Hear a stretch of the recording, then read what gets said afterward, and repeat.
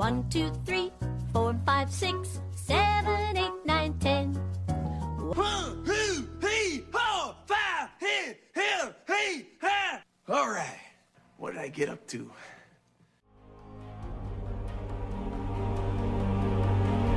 Thinking also. There's a right hand snap the head back, and Pryor is hurt. The right hand, Hurt another right. Hurt hits him with an uppercut. Hagler, he's hurt. Hagler is done. Hearns got inside. Takes another right. Hearns in deep trouble again. Hearns is down.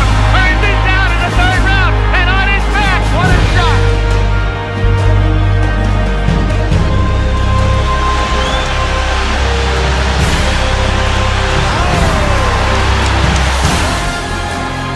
Left hand, right to the chest. Oh, and a right hand drops Mancini. And a combination again, and Arguello's in trouble. And Leonard Fleury. Oh! He's got Gonzalez down, and he may not get up. Down goes Leonard with a combination from Hearns.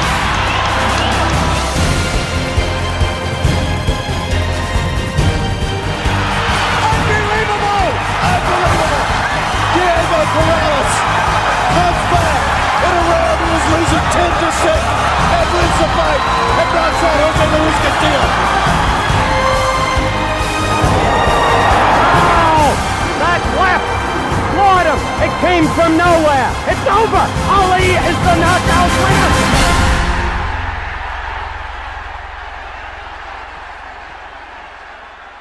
Good evening, afternoon, good day. Welcome to a slightly used episode of How Many? The only podcast that really counts. This is Focus Jesse groups. Jackson, one of your hosts who is having trouble talking because I'm trying to multitask. And you are listening to How Many? We have... Junior. Bob? And we are missing Scott tonight because he is coloring macaroni. Yeah. He unfortunately could not be with us today. He's, again, updating his Deadpool list so he can take bets on the next death happening in the classroom tonight. Student-teacher conference tonight, probably, or parent-teacher conference. And it's unfortunate that he couldn't be here because I think he may have been able to contribute to the next topic we have, which is going to be a sports topic. And Sport. And specifically, a boxing topic, which I think will be pandering to the Mexican P1CR with this one, because that seems to have a lot of chatter into that particular Facebook group. We have a big fight coming up this weekend. Me and Bob saw the first version of this fight last year, and we are talking about the Canelo versus Triple G fight. And Now, you do a fake Triple G. no, you do a fake Triple G. No, I mean, I have no problem doing it for us. So, Triple G, just to let you know, Jesse, Okay. is a Kazakhstan boxer. And I don't know if you ever saw the movie Borat, No. but that is where Borat was from. He was from Kazakhstan, and then he came to the U.S. and did the fake documentary, this and that. So, his dialect and his accent is very Borat. Okay. So whenever he's doing post-fight press conferences and interviews with Max Kellerman, they pretty much go like this. Bob? What? Okay, so Triple G, tell us what's coming with your next fight. Oh, Max, very nice. Big drama show, very nice. I want to thank Mexican style. I love a Mexican style. Very nice. My wife. High five. And that's basically how a Triple G interview goes post-fight. Sergio Martinez, Peter Quillen, please guys, I'm here, I'm stay here, just come on, bring big drama show, let's go, let's do it. Muchas gracias, Mexican style, muchas gracias, champion, campeón, thank you very much for everybody, this is show, this is big drama show. Right now, I'm ready to big fight, I'm ready to Canelo, to Miguel, great champions, guys. I'm ready right now. Would you fight anyone from 54 to 68? Yeah, everybody. Anyone? Of course, anyone, yes. Of course. If Andre Ward beat Chad Dawson, you'd fight him? Yeah, what not? Yeah, Andre Ward is a good man. I beat Andre Dirrell, I'm ready now. Just bring him. I show you. This is very good drama show. This present just for you guys. You need show. You need amazing show. Just call me. I'm staying here. I'm ready for everybody. Okay, continue. So he's going to be fighting Canelo, which, as we all know, he likes to be bolder and he likes to put andro powder on his steaks. Yes, Canelo is very polarizing because he had an incident that, depending on who you talk to, could be that he was roiding up, but some of us like to give him the benefit of the doubt because we're fans of his. In particular, Bob is a big Canelo fan. Not as much as Luis Perez Garcia. Or Dana Riedel. She's a big Canelo person. But he's from Mexico, but he's all gingered up, and that's why they call Canelo's his nickname. And Canelo stands for cinnamon in Spanish. What's his real name? Sal, not Sal Puente, but Sal Alvarez. Okay. But his nickname is Canelo. So what happened was they had the first fight, and it was a good fight. Not as good as everybody expected it to be, I don't think. Nobody got knocked out. But it was a solid fight, lots of good action. Triple G was kind of a significant favorite, right? I think it was more 60-40 as far as who they thought were going to win. Yeah. But Triple G, up until that point, had been kind of a knockout artist. He had knocked out maybe 80% of the fighters that he had faced. He was undefeated at the time. Yeah. And Canelo, he has lost one fight, and he's had one draw. He lost to Floyd Mayweather. Very controversial. Not really. Floyd Mayweather won that fight pretty easily. But Canelo was still really young. This was probably 2015, 2016, somewhere around there. And these are what, middleweights? Yeah, this is in the middleweight division. So the first fight was pretty good, and then they were scheduled to fight again this year. But apparently, wasn't the first fight was controversial though because it ended in a draw, and most boxing observers thought that Triple G had won, but it was kind of close. Canelo, the last 3 rounds, I think, got it closer. Yeah. But some of the scorecards were a little out of whack, and I think that's what caused some of the controversy. But they were scheduled for the rematch earlier this year. I think they were going to have it on Cinco de Mayo. Yeah, that's right. And apparently, Canelo failed the drug test for steroids, and it was because apparently he had eaten tainted meat in Mexico, where apparently they had been pumping growth hormone into the cows, and that caused him to fail the drug test, supposedly. Now, again, there's a lot of divisiveness as far as whether that's true or not. All of the Canelo supporters will say it's a very legit story, very legit excuse, while other people will just say that he's a cheater and he doesn't deserve to win the fight. He doesn't even deserve to be fighting anymore. Wow. But it is a very big fight among boxing purists. So I'm on record as saying I think it will be a better fight this time because there's more bad blood. But unfortunately, I think Canelo is going to win by decision. Oh, wow. And here are the judges' scoring totals. Glenn Feldman scores this bout even, 114-114. Judge Dave Moretti and Steve Weisfeld have it 115-113.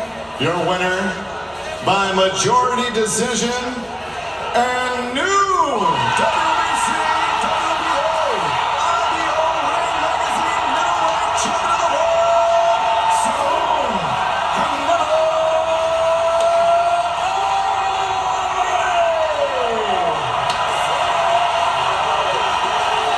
So the judges prefer Canelo. And Triple G's heart is broken.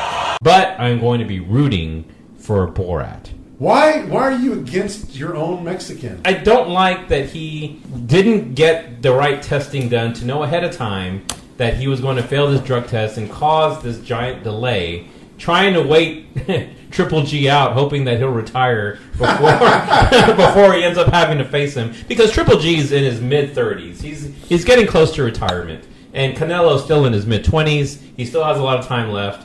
I think this was a purposeful delay to try and wait Triple G out. Now, Bob is a giant Canelo supporter, and he's very pro-Canelo. I enjoy Canelo.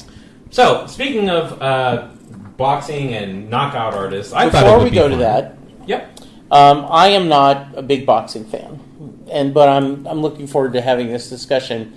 But I'm asking if you guys have ever watched the Cut Man Cometh episode of Sports Night.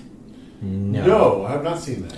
Okay, so go find it, because Sports Night was one of Aaron Sorkin's first TV show, and it's kind of set in Sports Center, and they are covering a fight. Robert Guillaume, the lady from Desperate Housewives was in. And so Yep. they have Chuck the Cutman Kimmel as their expert. And just to give you a taste of the kind of expert analysis he gave them. We're moments away from the bell, so let's go to Bally's Park Place in Atlantic City, where Chuck Kimmel will be with us throughout the rest of the evening. Chuck? You there? Chuck? Casey. Cutman. Hello, Casey. I'm right here at ringside at Bally's, where the breakfast buffet is $3.95, the slots are loose, and the showgirls are fantastic. Oh my God. No, I've been there. It's true. And how about a prediction? Well, when it comes to the sweet science, I'm not much on predictions, Casey. But I will say this. One of these fighters is going to win this bout tonight, and the other will almost surely not. Cutman going out on a limb. Hey. Chuck? Casey. Cutman? Yes, sir. How many rounds? 12 rounds in the bout, Casey. Yes, I meant how many of those do you think they're actually going to have to... How long is the fight going to be? It's going to go the distance, Casey. You think so? Absolutely, Casey. I'm damned. So strap yourselves in, folks. We're in for the night. 12 rounds from here at Bally's Park Place. Just a stone's throw down the boardwalk from where a new Miss America was crowned just a few months ago. Miss Rochester, I believe it was. Okay, well, Rochester's not a state, but we'll have somebody look that up. No, it's a city, Cutman, in upstate New York.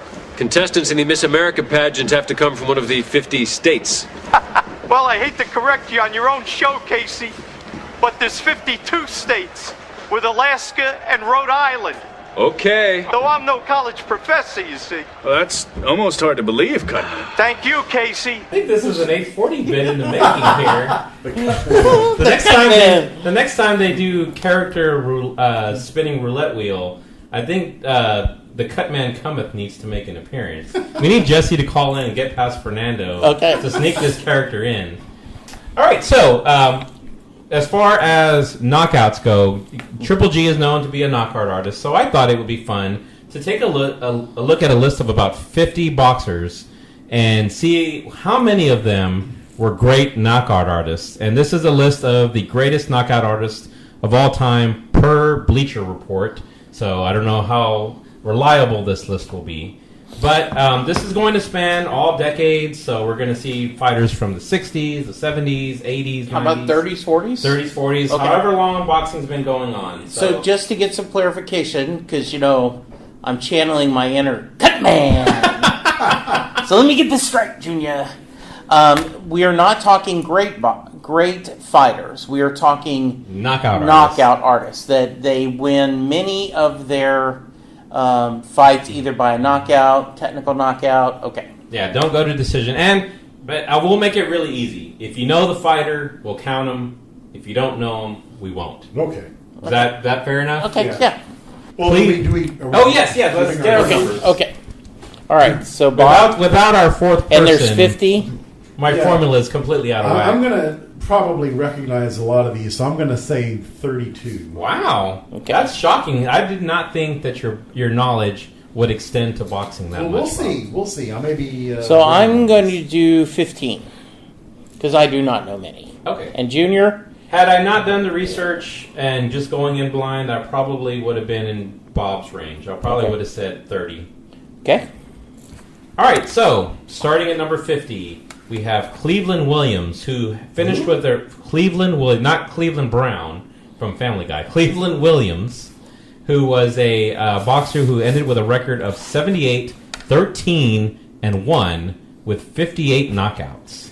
Never heard of him. So he was a guy that actually fought Sonny Liston twice. Okay. He fought Muhammad Ali. He fought Ernie Terrell, but outside of that, he was not a big champion, well-known fighter. So thumbs down on that one, right? Nope, don't know. All right, let's look at the next one. We have Bob Satterfield, who was a heavyweight. Finished with a record of 50, 25, and 4 with 35 knockouts. So 35 of his 50 wins. 25 losses, though. Good God. Yeah, and a lot of these will have high losses. Back in the early days of boxing, Having a high loss count didn't necessarily exclude you from being considered a very good fighter. It still would get you big-time matches. He lost to fighters such as Jake LaMotta, Ezra Charles, Archie Moore. Wow. So he had some big fights, but we don't know him, right? No. So he will be a no. Next up, Lucien Boutet, who is I believe, a French-Canadian fighter.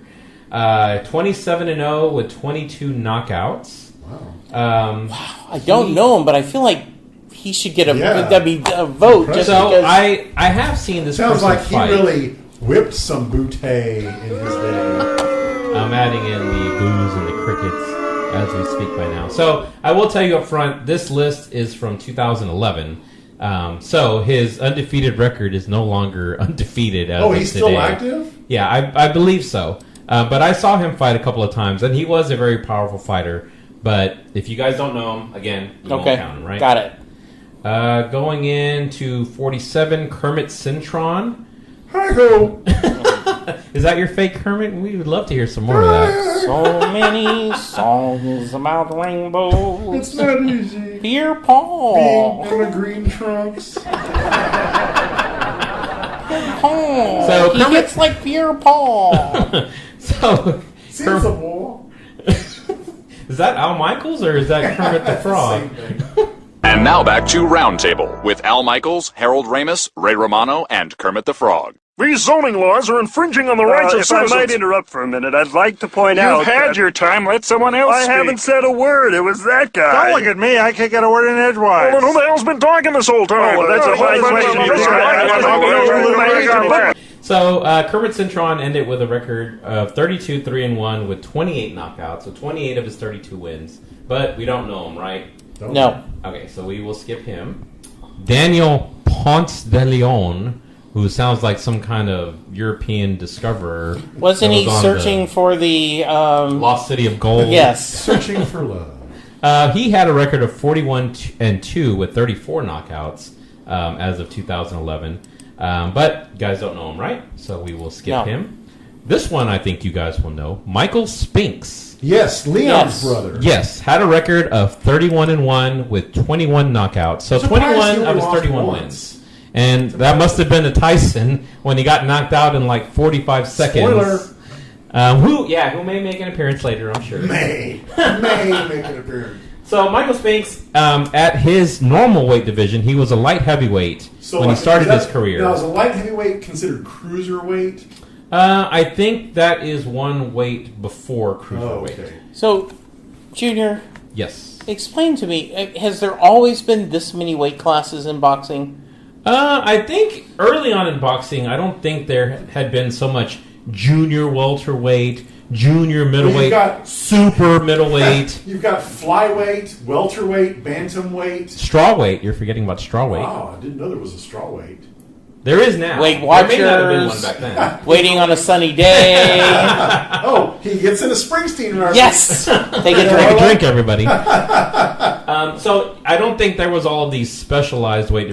Before it was just like middleweight, heavyweight. There used to just be the two boxing commissions, right? It was the a WBA and the IBF. It was a better world. There was three really. There was WBA, WBC, and IBF. I think now- WBO and WBA kind of got factored into it later. I think there was really just three big ones. And it was all because you had Don King and Bob Arum. You had the big all of promoters. these boxing promoters were kind of taking over the sport, and they wanted to build their own set of champions to draw up interest in their fighters, even though they weren't really considered the best fighter in their division.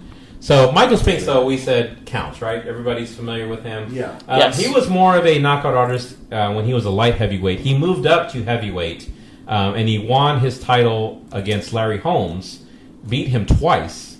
And then But that was when Larry Holmes was at the end of his career. career. He was towards the end of his rope at that point. But then he met Mike Tyson, and Tyson knocked out Michael Spinks in like 45 seconds. And after that, I guess Michael Spinks went ahead and said, I've had enough. Tyson not afraid, as we expected, and Spinks ready to mix it up with him. Tyson along the ropes doing damage. Michael Spinks has to keep moving because every shot... Uppercut landed inside, and Spinks went down. It was the left uppercut. I was surprised there was a body shot that put him to the canvas. And that is the first time Michael Spinks has ever been down in a professional fight. And he's down again and in serious trouble. A right hand right on the chin. 6, 7, 8. He's not going to make it. It's all over. Moving up weight classes rarely works out. Well, it used to not work out well for people moving up to heavyweight. But for a lot of the lower weight classes, it's a lot easier. Especially if somebody is taller but thinner, they can put on the weight easier. And that's how you see a lot of people moving up to things like welterweight and middleweight. Like Canelo, for example, started off as a welterweight, and he's already up to middleweight, almost super middleweight. So it does work out from time to time. All right, so Michael Spinks, you said, was yes. Tony Zale, who was a fighter. The Diamond Ring? No, he was a fighter. This from... diamond ring doesn't shine for us anymore. This diamond ring doesn't shine for us anymore. This diamond ring doesn't mean what it meant before. Share anymore. Oh, we should. Well, Jerry Lewis wasn't a musician, right? But okay. Jerry Lewis. I mean, he did sing. Jerry Lewis did sing. Lady! Yeah, the Beastie Boys covered him later on. Hey, lady, get funky. Which is one of Beastie Boys' 30, 20. Such to be the base that I'm doing. I'm talking to the girl, telling her I'm all knowing. She's talking to the kid, I'm telling her every lie that you know that I never did. Hey, lady, get funky. Jesse, how many do the Beastie Boys have? I think we have to fight for the right to pick more than 3. Oh, wow. So he's got 3? Intergalactic, supergalactic. Yeah, do you know Intergalactic? Intergalactic, planetary, intergalactic. Intergalactic,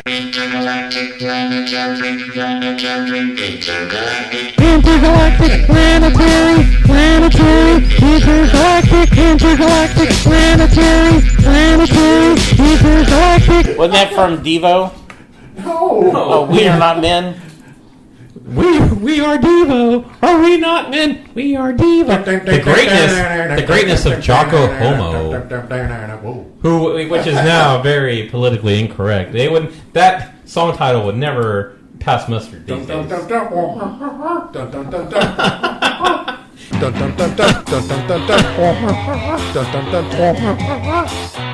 we not men?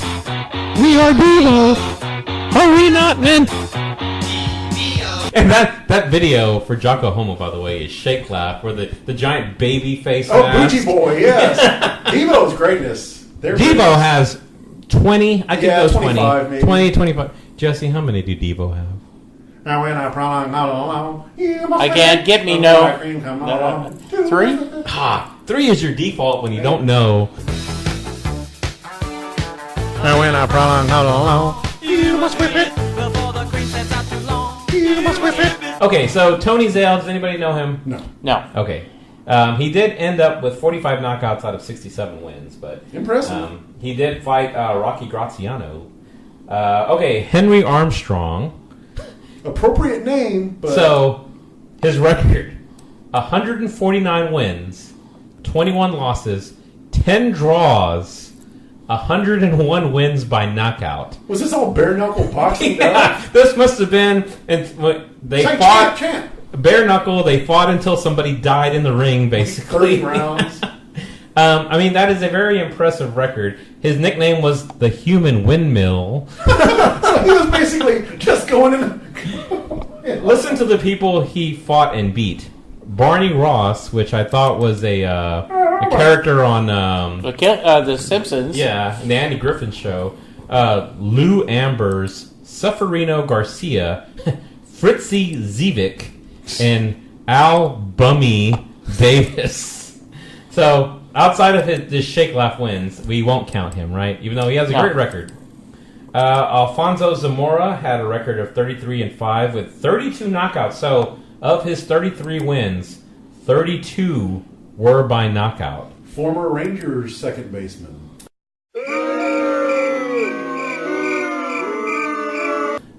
He won a silver medal in the 1972 Olympics, but nobody knows who he is, right? So he is a no. Then, the silver medal's nothing to sneeze at.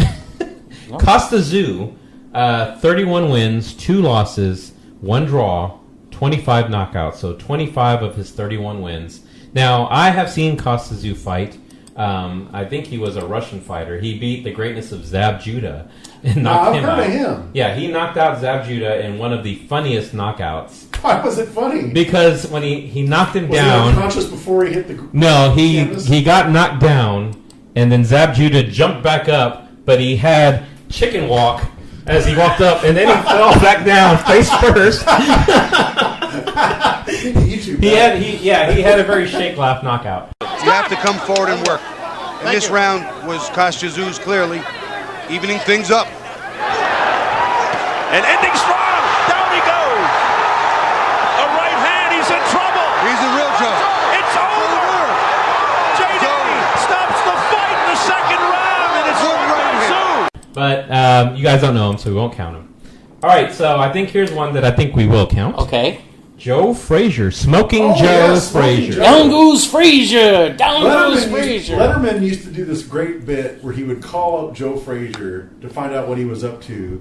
And one time, Joe Frazier was saying, "Well, Dave, I'm over here. I'm at the gas station." He goes, "Well, what are you topping it off? Why do you want to take the top off?" Swear to God, that's a legit bit. So, Joe Frazier. By the way, I'm going to add in the booze and the crickets at the end of that. I'm not telling you, Joe, that actually happened. About what time is it? It's almost noon on a Monday. Yep. And our first stop today is what? What are we going to do? We're going to take some gas. We'll get some gas, then what? We'll go by the cleaners. Dry cleaners? From the cleaners, then we go get some food. Then we're going to have some lunch. All right. That's right. Joe, don't get carried away. Don't get nuts on me. You know what I'm saying? Don't be goofing around and crack a rib here. My God. All right, let's go, Joe. All right. Down goes Frazier. So, 32 wins, 4 losses, 1 draw, 27 knockouts. So, 27 of his 32 wins. Obviously, he's known best for fighting Muhammad Ali 3 times. Won the first one, lost the second one, lost the third one in the Thrilla in Manila. They're all very good fights. He's the first ballot, The right? first one, probably top 3 all-time fight of any kind. So the first one was considered the super fight because Muhammad Ali was champion. He ended up, I believe, going to jail for dodging the draft. This was during the Vietnam War. Yeah.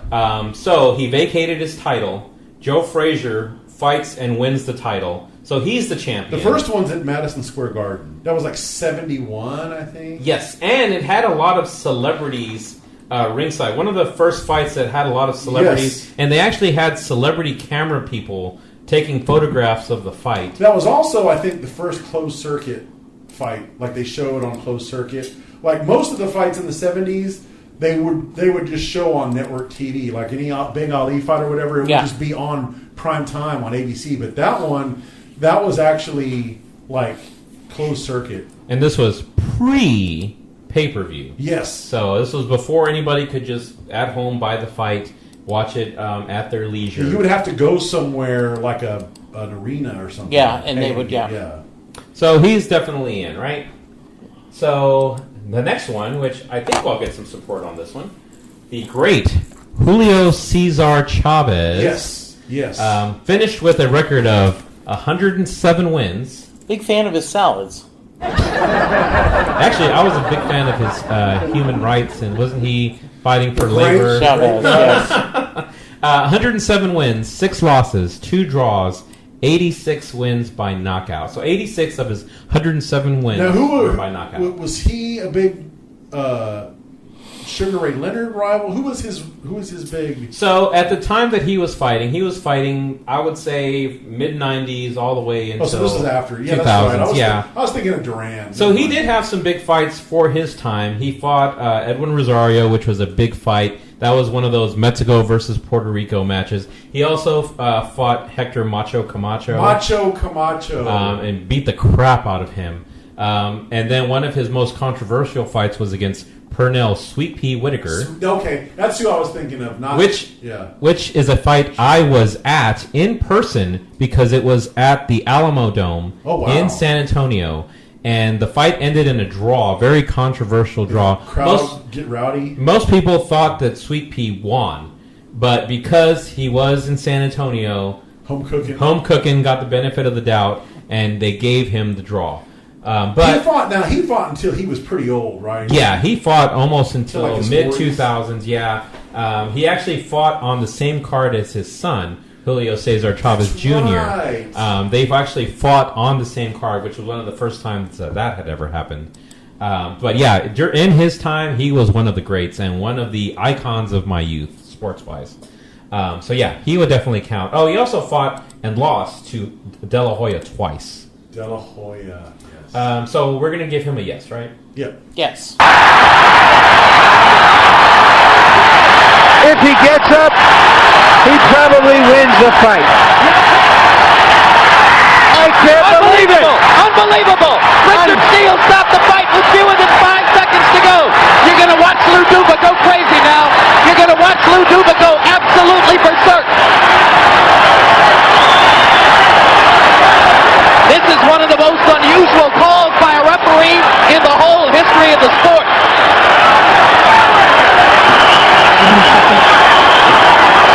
5 seconds left. I cannot believe they stopped that fight.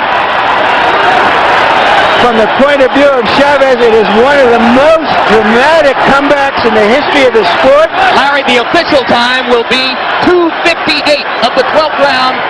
He knocked him out with 2 seconds left. The next one, Carlos Monzon, 87 wins, 3 losses, 9 draws. Man, how do you have 9 draws in your career? 59 knockouts. So 59 of his 87 wins by knockout. I have not heard of Ponzon. He fought, some of the names he fought, Nino Benvenuti, Emil Griffith, which I've heard of, and Jose Napoles, the inventor of pizza. Now, is he of Italian descent? Because I see a lot of these pocket pizzas that, kind of have this pastry and they put stuff in it. Hot Pockets? Calzones? No. I think he may have been Mexican or some South American country. Okay. But we will not count him, right? No. Marcos Maidana, 29 wins, 2 losses, 27 by knockout. So 27 of his 29 wins. Now, Bob, you actually have a personal connection to Marcos Maidana because when we were in Vegas and we went to Twin Peaks to try and watch the Floyd Mayweather fight, and you realized at the door what they were charging to watch the fight. They did the bait and switch. We called ahead of time. They're like $40. I'm like, okay, I'll pay $40 to go watch the fight. We get there. They're trying to charge us $70. I'm like, wait a minute. We called. And you said 40. So bait and switch out. So as soon as the hostess said 70, Bob turns around, starts walking off. Gary says I ran away. He ran away. I did not run. Holding on desperately to his wallet. Didn't want anybody touching his money. And he left me there by myself to watch the fight by myself. So Mayweather was fighting Marcos Maidana that night. Oh, okay. So well, you know what? As much as Bob rages up about orange juice and other things, in this case, I have your back. Very nice. $70 to watch the TV show. After they said 40, on the and phone, do you get free drinks? Do you get food? No, there was nothing free. But you know what? When we were there that weekend for Vegas, I was willing to spend the $500 to get into the arena and watch the fight. Because the fight was happening one block down At from MGM us. Grand? At MGM Grand. Yeah, Junior is known for overspending. He went and plopped down a ton for that MMA this last weekend. Yeah, that was Jerry a pricey ticket. It wasn't at Jerry World. It was at American Airlines. Oh, AAC. Okay. And I have been known to splurge and pay for NBA Finals tickets at times too. Yes. But it's worth it. It's definitely worth it for the experience. So Marcos Maidana, even though you ran away during that one time, we won't count him. Maidana did not live to tell the Not Maidana. Okay, moving on to the next one. John the Beast Mugabe. 42 wins, 7 losses, 1 draw, 39 knockouts. So 39 of his 42 wins were by knockout. Sounds vaguely Well, familiar. he fought in the 80s, and probably his most famous fight was one he lost when he fought Marvelous Marvin Hagler and lost to him in the 80s. One of my all-time favorites, the Great Hagler. Probably my second favorite of all time. Love So, Hagler. were you upset? Big fan of his slacks? Not Hager. Okay, sorry. So, were you upset when he lost the decision to Sugar Ray Leonard in that fight in the 80s? Yes. Although, one of the best fights I ever saw was that Hagler-Hearns Yes. fight. That was is widely rapid fire. considered one of the greatest 3 rounds. Just of all non-stop. Rock'em sock'em robots. That is was a great fight. Hagler, right off the bat, attempting to get inside. He'd love to be able to pin Hearns on the ropes if he can. A more aggressive start by Hagler. Look at him, right for the body. Marvin Hagler only wants the body. He bangs Marvin. Oh, Hearns may have hurt him with a right hand. Hearns another right. Hearns hits him with an uppercut. Hagler, he's hurt. Hagler is done. Hearns got inside. Hit him with a right uppercut. Marvin ties him up. Marvin Hagler is still hurt. So it was Hagler coming out like a bullet. A good left by Hagler, but Hearns didn't flinch. Marvin going for the body. Wild first round. Wow, what a shot. And it was Hagler who initiated it, not Thomas Hearns. On a left by Hagler. Hearns comes back. Another right. That one stunned Hearns. Marvin with a good left hand. There's blood all over Marvin Hagler's face. Can't tell where it's coming from. I thought it started at the bridge of the nose originally, but blood all over the face of Hagler here in round 1. But Hagler has him on the rope. Hagler working on him. Hagler relentless, but Hearns trying to box his way out. Half a minute to go in round 1. How far can this one go? Not very far in this pace. This is where Hagler wants it, but Hearns counterpunching off those ropes fairly effectively. Tremendous first round. Hagler pinning him to the rope, working on him, but Hearns uppercutting again. Hagler bloody. A tremendous, sensational first round, and Hearns gets hurt. Hearns got stunned. Hagler was stunned early in the round. Great first round. Wow. Incredible. Perhaps one of the best in middleweight history. But John Mugabe, we will not count, right? No. A fighter we talked about a little earlier because he fought and lost to Julio Cesar Chavez. Edwin Rosario, 47 wins, 6 losses, 41 knockouts, so 41 of his 47 wins. He was a big fighter in the 80s, Puerto Rican descent. His big super fight was against Julio Cesar Chavez, and he ended up losing. You guys are not familiar with him, right? No. All right. I've heard the name. Okay, so this one we will count just because you just had a long speech about him. Marvin Hagler. What number is he? He's number 34. Dude, way too low. So, way too low. 62 wins, 3 losses, 2 draws, 52 knockouts. 52 of his 62 wins are by knockout. Marvelous Marvin Hagler. So we're giving him a yes, right? Triple thumbs up. Okay, so Jesse, are you familiar with Marvin Hagler? Yes, I recognize the name. Okay. Don't know much about him except Lots the name. of great fights. He fought Hearns, he fought Roberto Duran, he fought Sugar Ray Leonard. Very historic career. Wings 2 over the top just for good measure, and he's got him hurt. He's got him hurt. Mugabe finally goes down. He's more dead tired than anything else, and it's all over. He's just exhausted from the continual assault. Marvelous Marvin Hagler. A winner by a knockout, and still the undisputed middleweight champion of the world, marvelous Marvin Hagler. Okay, Prince Nassim Hamed. You familiar with him?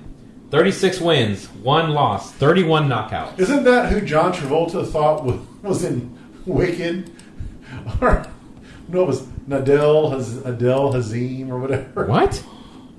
Here to perform the Oscar-nominated, gorgeously empowering song "Let It Go" from the Oscar-winning animated movie Frozen. Please welcome the wickedly talented one and only Adele Dazeem. Prince Nassim Hamed, I understand not counting him, but he did have a good bit in that when he rode into his shows in a red Corvette? A little red Corvette? Close. Yes, he did. So when he would come into the ring, he would be sitting on an Aladdin carpet being carried into the ring, and he would sit Indian style with his arms crossed. It was actually a very funny bit. That is shake laugh. But we won't count him. Well, it looks like he's starting to believe that he's a real prince. I think so. Just as long as they don't carry him out of the ring as well. Well, I'm sure he'll have other ideas about that, but he certainly found a different entrance. Bad Benny Briscoe, 66 wins, 53 by knockout. Looks like he fought in maybe the 40s and 50s. Not familiar with him, so we won't count him. This one we may count. Lennox Lewis. Yeah. 41 wins. I recognize that name. Yeah, 41 wins, 32 knockouts. Had a lot of big fights. Probably his most famous fight is when he beat Mike Tyson and knocked Tyson out. Now, at that point, Tyson was pretty late into his career. Let's remember he's 37 in September. He's past his best probably himself, but you never get it. That's a crunching right hand, and that must finish it. It must finish it. Tyson cannot get up from that surely. He will be counted out. Lennox Lewis seals his place in history forever and closes the book on Mike Tyson. But he was a very known heavyweight champion for a really long time. Wasn't he British? Big British Yes, fighter? Yes, he was British. He ended up, his last fight, he ended up fighting one of the Klitschko's and won. But it was a very bloody fight, very hard-fought win. And so he went out on a win? He went out on a win. And beat the Klitschko's. Wow. Yeah, beat one of the Klitschko's. So we're still waiting for the Klitschko versus Klitschko fight that I've been demanding for years. So you know who else he fought and beat? Who? Tommy the Gun Morrison. So he avoided the AIDS blood when he fought and beat Tommy Morrison. But he also fought a lot of other known fighters: Evander Holyfield, Mike Tyson, Hasim Rahman. Lots of big fights. Ray Mercer. So he's a yes. Here's another one that I think we're going to count: Manny Pacquiao. Yeah, Pac-Man. 52 wins, 38 knockouts. Kind of surprised his knockout total was Well, again, this is as of 2011, so I'm sure it's risen since then. But he's a first ballot, right? Yeah. Yeah. Oh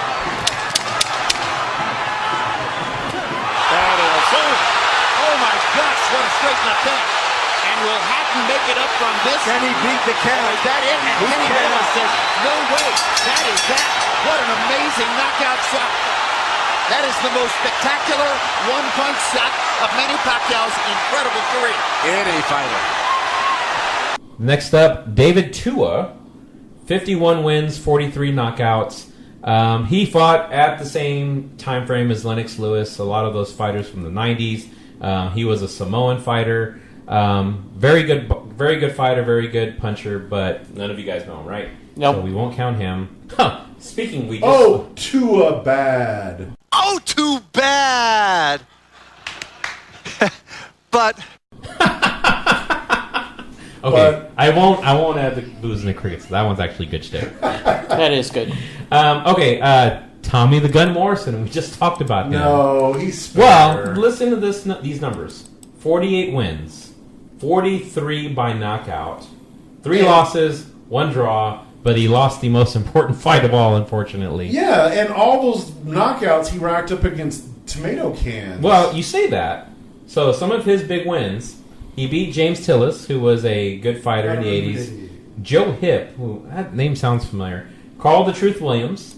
Okay, Carl the Truth Williams. George Foreman, he beat. Yeah, he was like 80 at that point. But he was champion at that time frame. And Razor Ruddock. Can I get any Razor Ruddock? Okay. So I'm not going to fight for him, but he is a known commodity. He is known, but I'm not going to count him. This one I think I'll get some support on. Roy Jones Jr. Yeah, 54 wins, 40 by knockout. He was also an Olympic guy too, wasn't he? Yeah, he won. Well, actually, there's a big controversy on that. He did not win the Olympic gold medal. He actually, when he fought for the gold, the judges jobbed him, and they ended up giving the gold medal to somebody else on a very bad, controversial decision. And I want to say he didn't even accept the silver. I want to say that's a true story. Was that 96? Yeah, somewhere around that time frame. But there was a time frame where he was the best pound for pound boxer in the world. I would say in the early 2000s. So I think he counts. Do I get any support? Yeah, I'll count him. Okay. Sure. So we'll give him a convinced yes. me. Virgil is popping a jab, but just like Foreman said, he doesn't throw a right hand behind it. So far, it's Jones's power over Hill's jab. Whoa! Right to the body, down. Unheard of. Unheard of. Only the third time Hill's ever been down.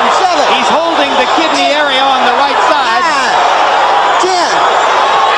And Steinwinder, the fight. First time Virgil Hill's ever been knocked out. Roy Jones did it with a right hand to the body. I've seen it all. All right, Pipino Cuevas. 35 wins, 31 by knockout, 15 losses. That's a lot of losses. Yeah. I'm not familiar with his work. I'm sure you guys aren't either. Now, this one I may get some support on. Felix Trinidad. Yeah, I've heard 42 of Felix wins, Trinidad, yeah. 35 knockouts. He was big in the late 90s, mid 2000s. He had some big wins against Hector Camacho, Pernell Whitaker, De La Hoya. Oscar. A lot of huge matchups against Tobago. I would say he Tobago, roomed with a lot of Oscar. big fights there. What?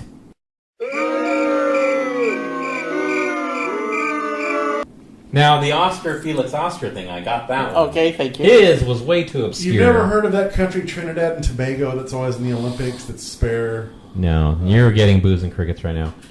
So he beat De La Hoya, one of the first person to give De La Hoya a loss. Oh, wow. Beat Fernando Vargas. Lots of good wins there. He was 35 of his wins were by knockout. I'm going to give him a yes. Tito Trinidad.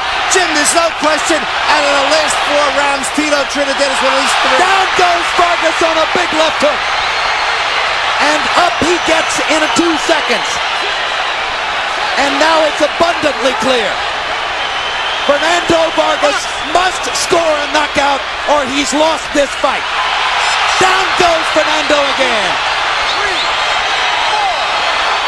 He's seriously hurt. He doesn't have his wits about him. He is reacting simply from instinct and courage. He's out of it. He can't see Trinidad. He's about to get knocked out. Barring a miracle here, it's going to be a closing knockout for Tito. Fernando trying to survive. Fires a couple of punches. And holds on like a skilled veteran. He's a veteran. And that'll do it. The third right hand, the third knockdown of the round.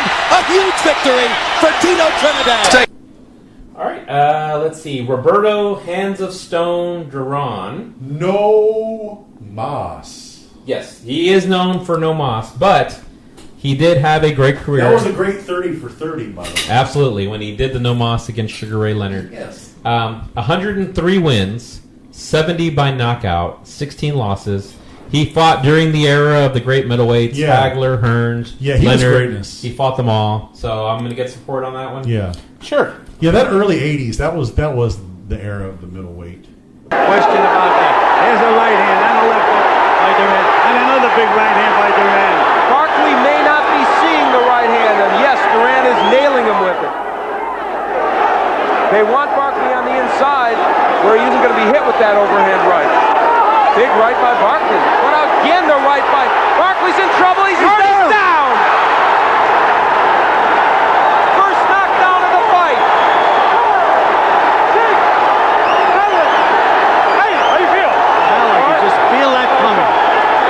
Gerald McClellan, 31 wins, 29 of his 31 by knockout, but we all are not familiar with his fine work, right? Nope. Danny Little Red Lopez, 42 wins, 39 knockouts. He fought... Is that your uncle? Actually, there is kind of a story to this one. Oh, wow. So Danny Little Red Lopez fought against a very famous San Antonio boxer, and his name is... Jesse James Leha? No, but it was pre-Leha. Now, his name is escaping me, but they fought at the Joe Freeman Coliseum. Oh, the Joe and Harry Freeman Coliseum? Yes, and my dad was actually in attendance for that championship fight. So this one has a little personal meaning to me. But your dad did not claim relation? No, there was no relation. Actually, Danny Lopez was a redhead. Very Canelo. He was kind of the original Canelo in a way. He was a great boxer for his time, but if you guys are not familiar with him, we won't count him. You know what? In honor of your father, I say yes. Bob, am I going to give support? I mean, you guys got the 2 votes. It matters. He did fight the great Sean O'Grady. Do you remember him? He was a commentator, right? Yeah, he was on the USA Network, became a big commentator. He also fought the great Bobby Chacon. Are you familiar with his fine work? So the San Antonio fighter that I'm thinking of, Mike Ayala. Yeah, Mikey Ayala. I remember him now. Lopez wants to get him out of there now. Doesn't want to leave. Good right hand from Lopez. Watch Ayala. Another. And down goes Ayala. Ayala is down. And now Padilla looking carefully at the timekeeper. Ayala is not going to get up and shot. Boom! Boom! It is all over. A 15th round knockout for the champion, Danny Lopez. Ayala unsteadily to his feet. 2 tremendous right hands by Danny Lopez. You saw Barney Lopez, his wife, looking up in joy at her husband, who had the battle of his life here today. Matthew Saad Muhammad, 39 wins, 29 knockouts. What did he invent? Grass? Sod?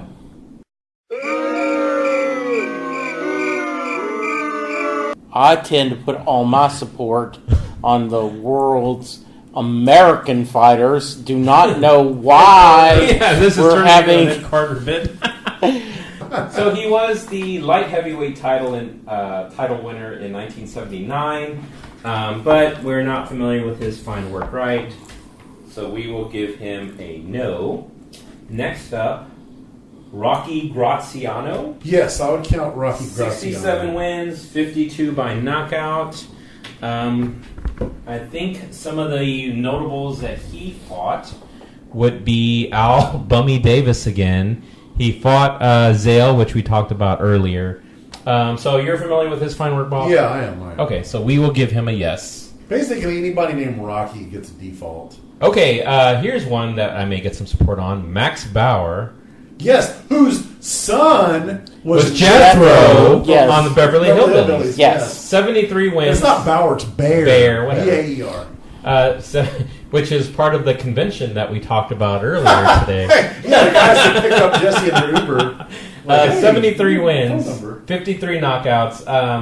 So he fought James Braddock, who was the subject of Cinderella Man. Now, did he ever fight in Bear County? Like San Antonio Lopez? Bear? No, he did not. He was wasn't he a German fighter? Probably. German descent. So are we going to give him a yes? Yeah, I'll give him Yes. a yes. Just for the Just Beverly Jethro. Hillbillies tie. Actually, he was a pretty well-known fighter. Bob Foster, 56 wins, 46 knockouts. Looks like he fought in the 60s. Knocked out Dick Tiger. Tiger. But we're not familiar with his fine work, right? No. Now, this one I think we'll get some support on. Alexis Arguello. Yeah, I remember Alexis Arguello. 82 wins, 65 knockouts. Had the great fights with Aaron Boom Boom Pryor. Mancini, He did, right? he did fight and beat Boom Boom Mancini, who killed a man later on. Duck Kim. And he had some great fights with Aaron Pryor. So I'd say he would be a yes, right? Yeah, definitely. At the midway point in this fight, he's landing a big against him. He's hurt badly this time. Down he goes. Right hand sent him down, but it was 2 strong lefts, and that's it.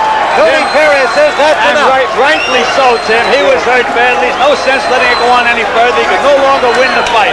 Tony Perez stepping in to prevent any further damage. 2 big left hooks and then a following right hand. And Alexis Arguello has successfully defended his crown. All right. Moving on to Ernie Shavers. Yes, Ernie Shavers was a big heavyweight. 74 wins, 70s. 68 Yes. knockouts. He was big during the Muhammad Ali, late, George Foreman era. Yes. I would give him a yes. Ernie Shavers was in a lot of those matches. Did Too Tall make the list? Hey, he may make an appearance. Okay. It's greatness. Left jab by Jones. He landed the right hand. Wallace a little wobbly. A right uppercut by Jones. And a flurry of punches by the former Cowboy, and that's it. The referee, Steve Clausen, steps in and ends it here in round 2. So a TKO scored by Ed Too Tall Jones. Number 15, Wilfredo Gomez, 44 wins. 42 of his 44 wins were by knockout. Isn't he in the P1CR? Actually, no, Wilfredo Benitez or something like that, right? He fought, lost to Salvador Sanchez, who was greatness. Azuma Nelson. There really is a song called that, by the way. What? Duck Koo Kim and Salvador Sanchez. Both. There's a guy I like that. His name's Mark Kozelek, and he's got a band. Is he a CMJ guy? Yeah, he's a CMJ guy. But he loves boxing, so he's got a song called Duck Koo Kim. He's got a song called Salvador Sanchez.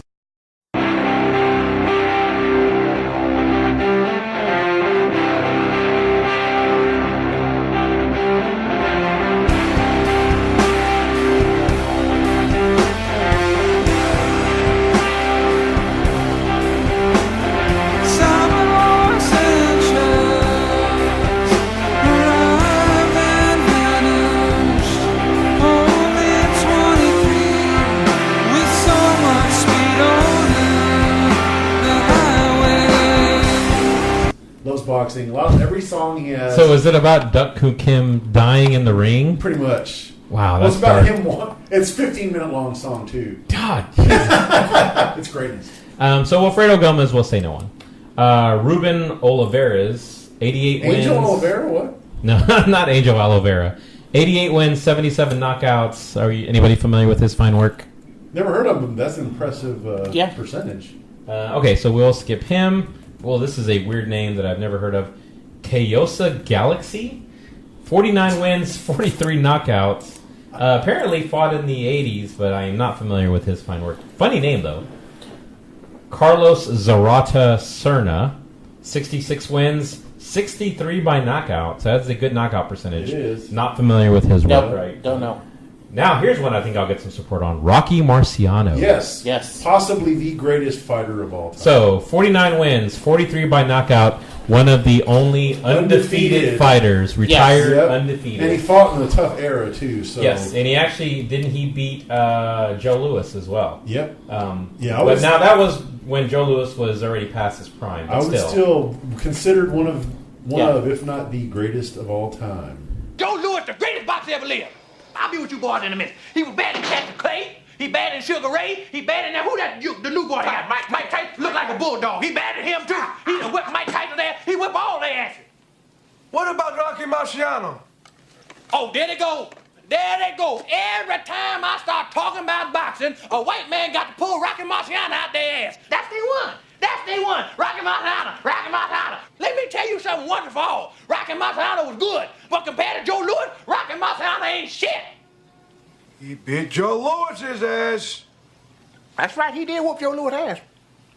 Joe Louis was 75 years old when they fought. All right, Sandy Sadler. Look at this record: 144 wins, 16 losses. Oh, I'm gonna fight now. Is that Adam Sandy Sadler? 144 wins, 103 knockouts. Damn. But I am not familiar with his fine work. No. Sam Langford, 200 wins, Dang. 47 losses, 46 draws. How do you end up with 46 That's draws? That's got to be like Deadwood era. Yeah, 130 knockouts. But I am not familiar with his So much fine bare work. knuckle boxing. All right, here's one I think I'll get some support on. Sugar Ray Robinson. Yeah, 100 the lesser of the Sugar Rays, but still. Yeah, 100. Although to boxing purists, they would say that he was better than Leonard. Oh, whoa. 173 wins, 108 knockouts. One of the greatest boxers of all time. Fought Jake LaMotta, the Raging Bull, Carmen Basilio, Rocky Graziano, Henry Armstrong, a lot of people that we talked about earlier. I think he counts, right? Yeah, I'll count him. All right. Okay, one that I think is a no-brainer, Mike Tyson. He is the knockout artist. So 50 wins, 44 by knockout, 6 losses. But obviously most of those losses were late in his career when he was pretty much done. Yeah, anything post his jail time. Yeah. I think you kind of have to throw out the But window. before Buster Douglas, not only was he knocking everybody out, but he was knocking them out like in the first round. It was like and people instant knockout. His opponents were going into the ring basically scared and peeing themselves. Yes. Just looking for an opportunity to lay down and collect whatever paycheck they were getting off of his name. He was the big HBO draw back in the day. A lot of his fights were on HBO back in. Yeah, definitely a no-brainer. First ballot. 20 years old, Mike Tyson on his way to becoming one of the youngest heavyweight champions of all time. Bangs the body. Wow, with that uppercut is Tyson. Catches him with a light left hook, and he goes down. He goes down. He should be able to get up from this. His legs may be shut. They are. As Trevor Berbick falls back in the ropes. I don't know if he's going to be able to continue. He's got the heart, but his body won't let him do what his mind wants to. And he's counted out. It'll be scored as a knockout. Mills Lane counted him out to 10. It's all over. We've got a brand new heavyweight champion of the world, Mike Tyson. Okay, this one I might get some support on. Jack Dempsey. Yep. Yes. Jack Dempsey was a big time champion. I don't have his numbers in front of me, but I think he definitely counts, right? Yes. All right. Let's see. Archie Moore. I've heard of him. 185 wins, 131 knockouts. He fought in the 60s and 50s. I've heard of him too. I think he fought like Sonny Liston and some of those guys. Yeah, and he fought out of his division a lot. So I think Archie Moore was like a middleweight that would move up in weight to challenge champions of other divisions. I won't fight hard for him if you Yeah, I mean, I've heard of him, but I wouldn't count him. This one I think I'll get some support on. George Foreman. Oh, definitely. 76 wins, 69 knockouts. Probably other than Tyson, considered the most like devastating puncher. Yeah. He was known for just like absolutely just destroying people. Yeah. If you ever go back and watch his fight against Joe Frazier, he absolutely destroys. Was that like 74? Somewhere around there, and he knocked him down like 5 times in one round. Angie Dundee, Ali's trainer, right next to me is saying it. You may hear him. Down goes Frazier! Down goes Frazier! Down goes Frazier! The heavyweight champion is taking the mandatory 8 count, and Foreman is as poised as can be in a neutral corner. That was, and I hate to sound like the old man on the porch, but that's when everyone knew who boxers were. Yeah. Yeah, I mean, they were household names. Yeah.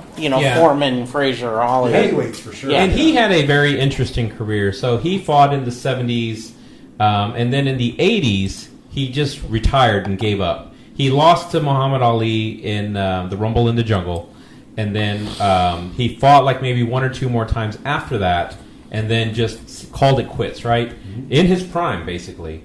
And he came back in in the 90s. Like late 80s is when he started his comeback, and then he was in his 40s at that point. Right. Yeah. And he ended up becoming champion again in his 40s, knocked out Michael Moore in the 90s. But the Fahrenheit. I was going to say, not the director. I don't know that that's really impressive. I can knock out Michael Moore. So he had a very interesting career. Here we go again with the Atlas. Michael Moore is down. Goes Moore on a right hand. An unbelievably close-in right hand shot. 4, 6, 7, 8, 9, 10. It happened. It happened.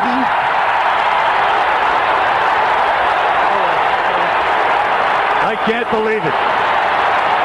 I can't believe it. Okay, one we talked about earlier, Joe Louis. Yes. 65 wins, 51 knockouts, known as the Brown Bomber. Whoa. So, yeah, he's a definitely first ballot, right? Yes. Now, and Lewis missed with a left swing, but in close front of a hard right overcut, and a right to the jaw, and again a right to the body, a left hook, a right to the head, a left to the head, a right. Schmeling is going down, but he held to his feet, held to the rope, looked to his corner in helplessness, and Schmeling is down. Schmeling is down. The count is 4. And he's up, and Lewis. Right and left to the head, a left to the jaw, a right to the head, and Donovan is watching carefully. Lewis measured him, right to the body, a left hook to the jaw, and Schmeling is down. The count is 5, 6, 7, 8. The men are in the ring. The fight is over on a technical knockout. Max Schmeling is beaten in 1 round. And the last name on my list, and I can't believe he's number 1, because I'm not going to get any support on him. Julian Jackson, 55 wins. Former Spurs backup? Not Jaren Jackson. Dang it. 55 wins, 49 knockouts. Now, he was a fighter in the 90s and early 2000s. I think he was during the time of Roy Jones Jr. So they are giving him some major respect here because he's not a very well-known fighter. No. But for some reason, they have him as number 1. Jackson, to his credit, sticking to his task, as desperate as it is. But falling ever further behind him. Oh, no! That's what we were worried about. He won't get up from that. He's out. A right hand. It's all over. He is out. Oh, would you believe it? Unbelievable. Would you believe it? And he's still out. When you can punch like that, Dave, what can you say? That is such cruel misfortune, but Julian Jackson, what can you say? The biggest shock I've ever seen. And I've seen boxing over the years, but I've never seen anything like that. So who are some of the guys that are, since that list came out, that, would Triple G, is he known Triple as a G, I knockout think, guy? would be considered a knockout guy. Vladimir Klitschko, I think Klitschko, I would definitely put him in there. Yeah. Thinking about welterweights, we talked about Manny Pacquiao. Mayweather's not known as a knockout No, guy. he is more of a boxer. He doesn't really knock people out. De La Hoya, during his time, he was known as a big, powerful puncher, but he didn't make this list. I think Ivanka rocket left hook, a sensational left hook by De La Hoya. Again, he set it up with body punches. How you feel? You all right? Vargas jumps up off the canvas. Let me at him. There's so much desire in Fernando Vargas. But a better fighter's beating him now. This would be the most satisfying moment of Oscar De La Hoya's career. If he could finish this guy. If he could make Fernando Vargas eat his words. If he could knock him out, and he does. Oscar De La Hoya has the most satisfying, the richest, the biggest, the most emotional win of his whole career. One that's on here, and I think his number was out of order, but Tommy Hearns, the Hitman. Yeah. 61 wins, 48 knockouts. See, I would have counted Hearns. Yeah, fought in the era of Hagler, Yeah. Leonard, Duran. So he's in, right? Yeah. Yeah. A left hand. Durant fights off the ropes. Oh, he's out. He's out. He was out before he hit the canvas. At a minute 58, That's it. Burns Stop hit the right fight. hand. Stop the fight. And It's over. referee Carlos Padilla Out of the before he Philippines hit the says, canvas. that's all. This fight is over. All right, so adding up all the numbers, it was really easy. Yeah. 20 is the number we came up with. Okay. So Very nice. what was our guess? I said like 32. Oh, well, these. Yeah. Okay, so Jesse, you were 15, so we actually got a little bit more than what you had Yes. said. Now, there was a lot of names on this list that I would have counted. Yeah. Because I knew who they were. But I think we got a pretty respectable number. 20 of 50 is pretty solid considering, you guys aren't really big-time boxing guys. Right. Yeah, there was no Jerry Cooney. No Jerry Cooney, although if there was a list of glass jaws. The heavyweights were huge. Like I said, they used to, on Ali, most of those fights were on prime time on like ABC, and Howard Cosell would call the fight. It was a big event. Yeah, and speaking of that time frame, Ken Norton. Ken Norton was a big knockout guy. I'm surprised he didn't make the list. Yeah, he was a big guy too. Yeah, there was a lot of good fighters during Leon Spinks. Maybe. Leon Spinks, he beat. Dude, when he beat Ali, that was '78. I was in 6th grade. Now I remember that next morning, there was this week before school. Before the bell rang and everybody'd get to school, they'd have you go sit in the auditorium and wait for the rest of the school to open up. And they had a TV in there, and they were showing the highlights from that fight, and all the kids were just going ape-ass watching, Spinks beat Ali, because at the time, Ali, even though he had lost before, but it was really, it shocked you. It shocks you. It shocks you. It shocks you. It was, well, and at that time, wasn't Ali kind of getting a little past his prime? That kind of signaled that he was, but people you really didn't think of it that way. It was a lot like, as much shocking as not quite, but it was like Buster Douglas. No fight's ever been as shocking as that one. That one. Now, Jesse, did you actually see when Tyson lost to Buster Douglas? I don't think I probably did. My stepdad Ken was back in the 70s. He was a fan of watching boxing because you would see it on the TV. But I just never.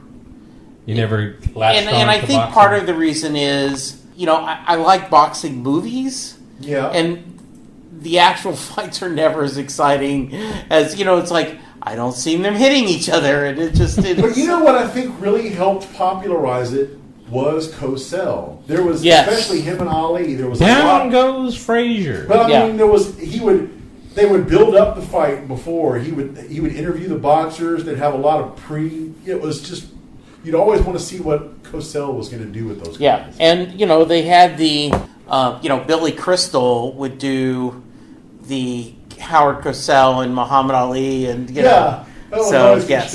Going into my childhood, boxing was a big part of it. Although I grew up during the middleweight era of Hagler and Hearns and Duran and Sugar Ray Leonard. Well, Tyson got big when you were probably in high school. Mid '80s to late '80s to '90s. Tyson was huge. I even recall the Larry Holmes era to a certain point. Larry Holmes, my favorite boxer of all time. That dude. Now, why is that? He's underrated. My dad, he would call Larry Holmes Godzilla because he just had a very stiff kind of walk to him. It's almost like his neck. He had neck fusion surgery or something. I can remember this was before Pucci. So 81, I guess 87, 88. Yeah. Norm was still on KLIF. Yeah. And him talking about Tyson. Yeah. And how, because, at that time, he had never been defeated. I mean, he was just... Yeah. And just discussing about how he just was amazing. Yeah, because the Buster Douglas fight that he lost, that wasn't even a big hyped fight. It was just it was kind of almost like a build-up to when he was going to have another big fight. So he was so unbeatable, that him losing that fight was shocking. Yeah, that's like one of the all-time sports upsets of any sport. Yeah, I think. And I remember watching that on HBO Live, and just after he lost, it's almost like you lose a part of your youth, because It was during that same time frame that Mike Tyson's Punch-Out was out on Nintendo. Yeah. So you kind of thought of him as a bigger-than-life character.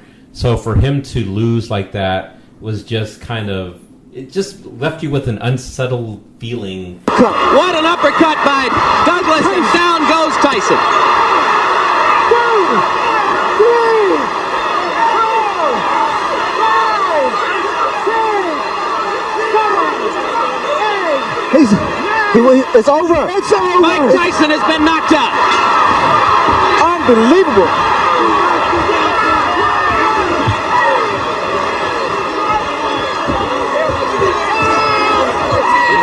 This This makes Cinderella look like a sad story, what Buster Douglas has done here tonight. Let's go ahead and call it the biggest upset in the history of heavyweight championship fights. Say it now, gentlemen. James Buster Douglas, undisputed heavyweight champion of the world. I would be willing to say it's the greatest upset in boxing history. Like, how could that happen? That's around the time, like Junior was talking earlier, like back, even in the 70s with the heavyweights, all those guys lost. Ali lost at times. Frazier lost at times. It wasn't until you got into like the Tyson era where it was like, it was a big deal. Losses were a big deal. Before that, everybody had losses. It wasn't, it wasn't like you had these. I mean, Rocky Marciano was the only guy that was undefeated, really, ever. So a few other names. Jake LaMotta didn't make the list? No, I guess they didn't really consider him a big knockout artist guy. He was the raging bull. Because I remember he could definitely take a beating. Because there was a during that in the early '80s, Playboy did a spread on his wife. Yeah, and she was beautiful for that. Vicky LaMotta. Yeah. Yep. Now, was she played by Kathy Moriarty? Yeah. Was she as hot as Jake LaMotta's wife was in real life? Kathy Moriarty's kind of spared. But was there a lot of silence? Yeah, that movie does have a lot of shake laugh. And Joe Pesci was in it too, right? Yeah. So some of the names that I didn't see on that list, Sonny Liston during his time was a big time knockout artist before he lost to Cassius Clay, who would later become Muhammad Ali. Jack Johnson in his time was Galveston's own. Yes, was a big time knockout artist. And just recently given a pardon by President Trump. Yep. And he was convicted of the Mann Act, right? Yes. Violating the Mann Act. So Shane Mosley, during his time, Sugar Shane was a knockout artist before he moved up in weight and ended up fighting heavier people. One of the ones that's going right now that is a big-time knockout artist is Deontay Wilder. I don't know if you guys are familiar with him. He is a champion in the heavyweight division right now. And they're setting up a fight with him and Anthony Joshua, who is the guy that just beat Klitschko last year. Oh, wow. So that's supposed to be a big, super heavyweight fight. So yeah, there's definitely a lot of names that got left off that list, but definitely a good discussion. Do you think that mixed martial arts will overtake boxing? Do you think it has? Yeah, I think it has too, because in the before MMA, you could look up and see maybe, I don't know, between 5 to 10 really good fights coming up in the year. Yeah. Now, maybe 3 or 4 Yeah, are fights that would really come out. Tapered off. Yeah, it's taken a hit, and it's because a lot of the great athletes are going to MMA instead of becoming boxers. And you've got the bigger names in MMA like McGregor and Jose Aldo, Cormier, Daniel Cormier. Yeah. They have people in wrestling that end up going over there, like Brock Lesnar and CM Punk. Ronda Rousey was big in the female side of it, obviously. There's just more. I think it's all the video game. It's a couple of things. It's that there's a lot of money to be had in the UFC, and I think the way the UFC is structured, it's easier to get big fights because UFC doesn't have all of these different promoting companies, different champions in different classes. It's all Dana White, man. Yeah. So it's they always get the best fighters to fight each other. There isn't any boxing politics. Although there was the McGregor crossover where he fought Mayweather. And that was actually a very entertaining fight up until the point where McGregor got really tired. Yeah, you could tell he did not have the stamina. To last in that fight, but it was a very entertaining fight. And that was a big event. I remember that was that 3-4 years ago, maybe. No, it was like last year. No, was it that recently? Really? Yeah, it was like last September, I think. Floyd is strong in the clinch now. It's just a matter of time here. Now he's got him in the corner. Now he's a sitting duck. McGregor hit with a right hand and tries to survive. Oh, he is loose. On wobbly legs. He's about to go. Floyd Mayweather has McGregor on the run. A sharp left hook, another hook, and it's over. Robert Berg says it's over. I am Jesse Jackson. You can find me on Twitter at JesseJacksonDFW. Bob? Yeah, you can find me on Twitter at Lukewarm Tallboy. Lukewarm Punch Boy. And Junior, you can find me at Mexican_Junior. You can email the podcast at howmanypodcasts@gmail.com. Eventually, we'll have the YouTube channel finalized, and hopefully it's not blocked in your country due to copyright infringement. Yes. But we'll be able to get a playlist up and running where you can listen and binge all of the How Manys at your leisure at any time you'd like. And be like David Millerman and listen to them all and then ask us in real life how we got our Twitter names and whip us. Oh, I forgot one of the ones that should be on the list. We got One Punch Man. Shouldn't he have been on the knockout list? The anime guy? Yeah, didn't he knock everybody out with one punch?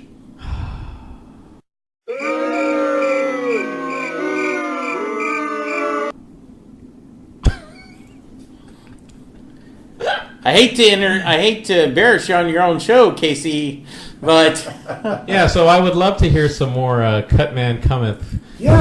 Let's end on the high here with the sports not the Day Man Cometh. No, I'm right here, ringside at Bailey's, where the breakfast buffet is $3.95, the slots are loose, and the showgirls are fantastic. Great 840 character, the newest. Yeah. So do you want to play us off with some Dayman Cometh, Bob? Cut Man! Ah, Master of the Nightman! Ah, champion of the sun! Ah, you're a master of karate and friendship for everyone! Alright, and with that, we will talk to you guys soon. I am in love with you. Dayman! Ah, master of the Nightman! Ah, champion of the sun! Ah, you're a master of karate and friendship for everyone! Dayman! Oh, fighter of the night, man! Oh, champion of the sun! Oh, you're a master of karate and friendship for everyone! Dayman! Oh, fighter of the night, man! Oh, champion of the sun! Oh, you're a master of karate and friendship for everyone! Dayman! Stage freeze! Don't say stage freeze, just do it.